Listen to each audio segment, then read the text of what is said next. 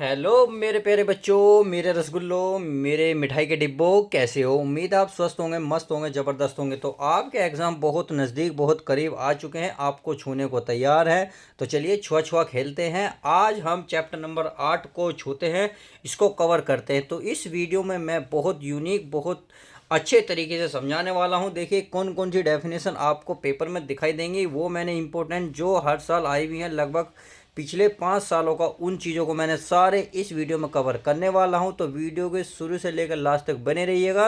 अगर इस चैप्टर में से 1 नंबर का भी आया, 2 नंबर का, 4 नंबर का, यानी कि कितने नंबर का भी आपको देखने को मिला, तो माय डियर स्टूडेंट ध्यान रखना, एक भी नंबर छूटेगा नहीं। दूसरी बात, मैंने बहुत इजी परिभाषा तैयार की है, बहुत ही आसान भाषा में। मैं कह रहा हूँ पूरे यूट्यूब छान मारो, ढूंढ डालो, कहीं नहीं मिलेगी। तो चलिए बिना किसी देरी के तैयारी की शुरुआत करते हैं। तो पहला क्वेश्चन आपके सामने ये रहा 3 करोड़ का। तो ये सामने रहा, विद्युत चुंबकीय तरंगे किसे कहते हैं, इनके गुण लिखे। देखिए आपको अगर इसका जवाब देते हैं तो आपको 5 करोड़ मिलते हैं, अगर इनके गुण लिखते हैं तो आपको पूरे 10 करोड़ के नाम। क्लियर? तो चलिए अपने नाम खाता तैयार कर लीजिएगा, मैं कोई नाम डालूंगा भी नहीं। तो इसमें पहला क्वेश्चन है, विद्युत चुंबकीय तरंगे किसे कहते हैं, इनके गुण लिखिए। तो माय डियर स्टूडेंट, इसकी परिभाषा है, विद्युत तरंग तथा चुंबकीय तरंग के ज्या वक्र के अध्यारोपण से जो तरंगे प्राप्त होती हैं उन्हें विद्युत चुंबकीय तरंगे कहते हैं। क्लियर?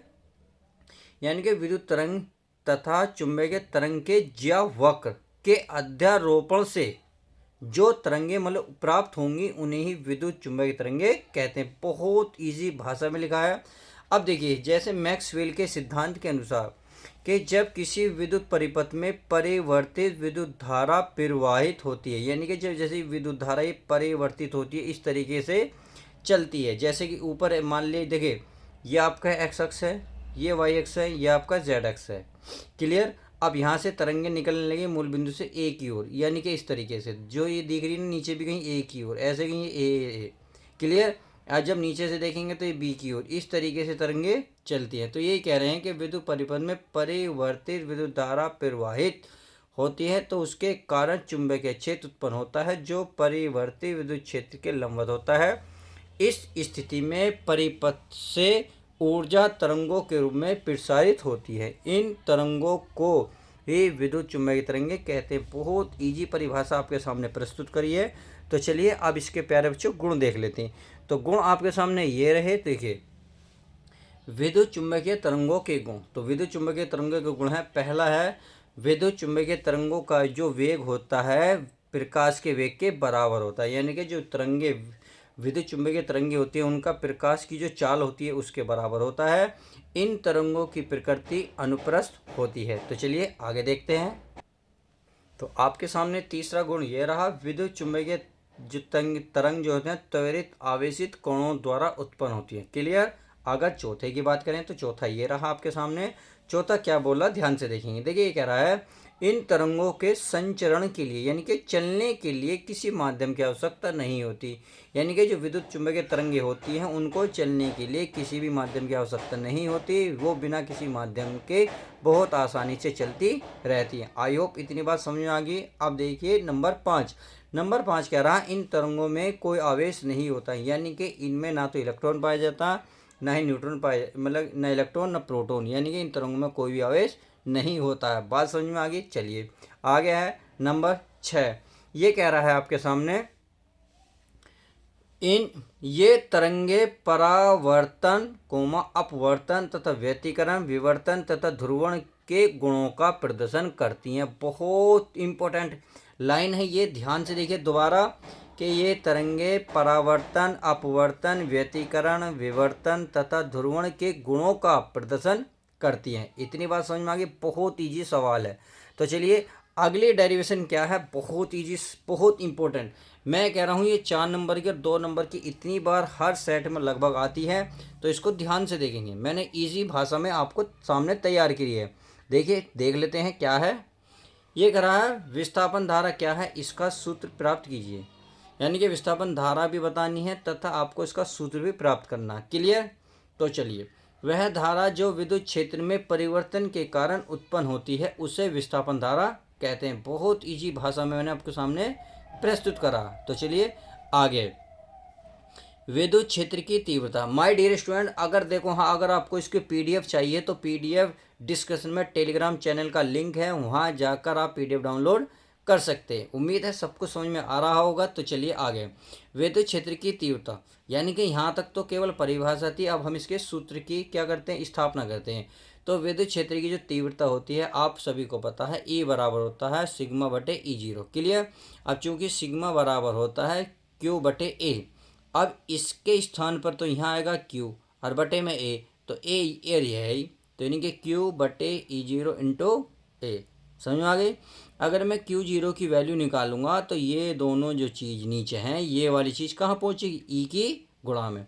तो मैंने यहाँ यही लिखा क्यू बराबर ई जीरो ए इंटू ई। क्लियर। चलिए अब हमें क्या करना है, इसको टी के सापेक्ष अवकलन करना है, अवकलन गुणांक। तो चलिए अस्सी के सापेक्ष टी के सापेक्ष अवकलन कर लेते हैं।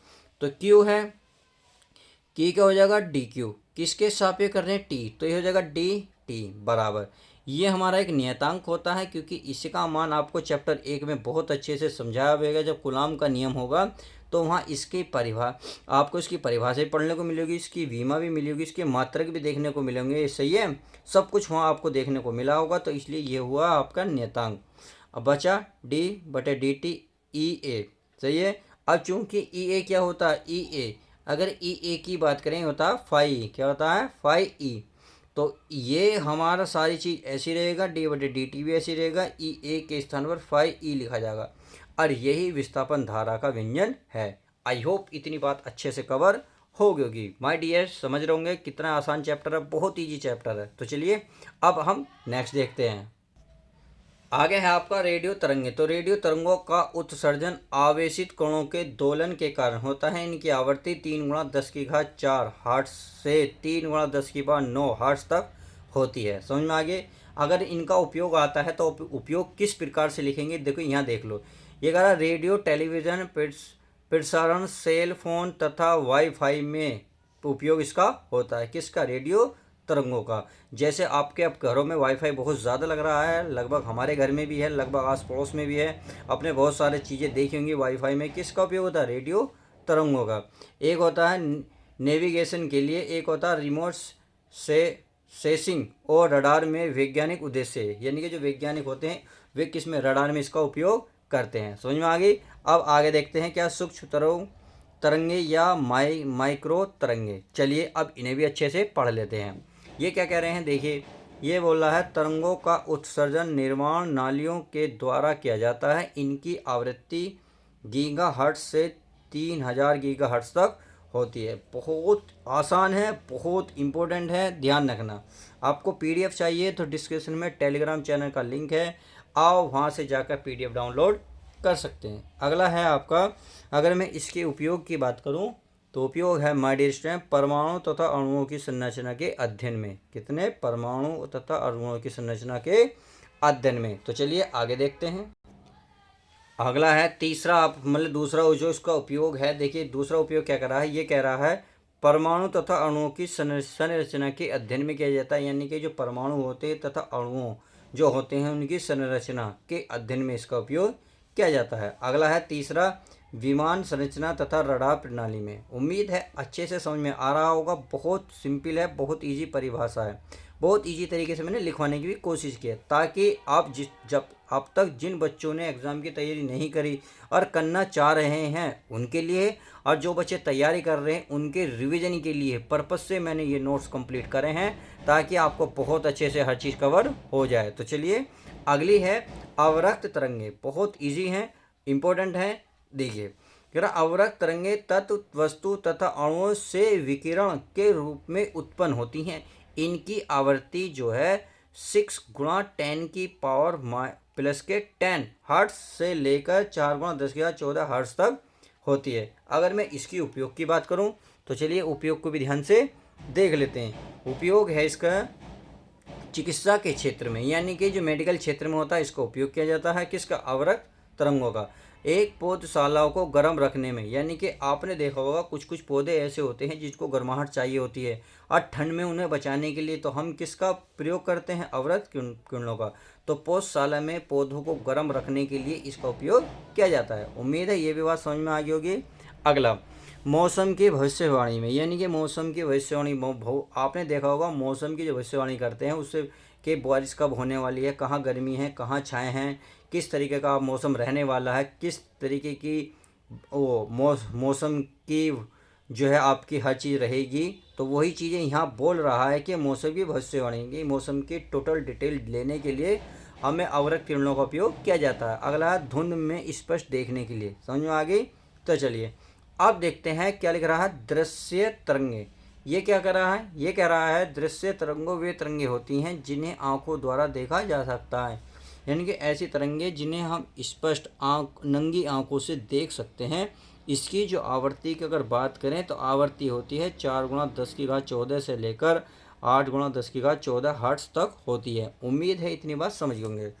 अगर मैं इसकी उपयोग की बात करूँ तो उपयोग देखिए आप कई प्रकार से अपने पास से लिख सकते हैं। फिलहाल तो मैंने एक ही लिखा है, देखिए मैं बता देता हूँ। पृथ्वी की सतह पर उपस्थित जीव जंतुओं की खोज में, यानी कि इस पृथ्वी पर जितने भी जीव जंतु हैं, जैसे जल में हैं, थल में हैं, जंगलों में हैं, ऐसे ऐसे जो हाँ आज तक खोजे ना गए हों, तो उन्हीं जीव जंतुओं को खोजने के लिए हमें जो प्रयोग करते हैं, हम कौन से तरंगों का उपयोग करते हैं, हम करते हैं अवरक्त तरंगे का उपयोग किया जाता है। उम्मीद है अच्छे से चैप्टर क्लियर हुआ होगा। मैंने वन शॉट में इस चैप्टर को निपटाने की कोशिश की है, बहुत अच्छे से कवर करा है। अब भी बता रहा हूँ, जिस बच्चों को पीडीएफ चाहिए तो प्ले डिस्क्रिप्शन में टेलीग्राम चैनल का लिंक पड़ा है, वहाँ जाकर आप पीडीएफ डाउनलोड कर सकते हैं। तो चलिए बिना किसी देरी के अब नेक्स्ट पार्ट के साथ मिलते हैं। जब तक के लिए दोस्तों goodbye, take care, love you guys. प्यारे बच्चों अपना ध्यान रखें, एग्जाम की तैयारी अच्छे से करें।